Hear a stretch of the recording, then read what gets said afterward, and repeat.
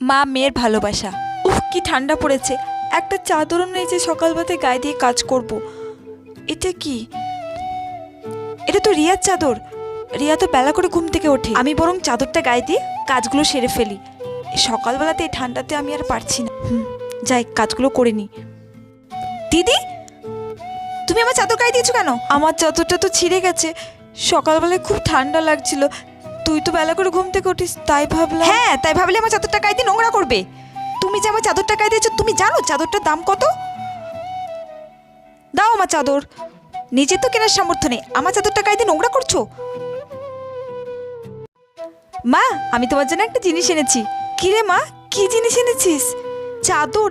এ তো অনেক দাম, তুই এত টাকা কোথায় পেলি? তুমি আমাকে টিফিনের জন্য যে টাকাটা দাও না, ওইটা জমিয়ে আমি এটা এনেছি।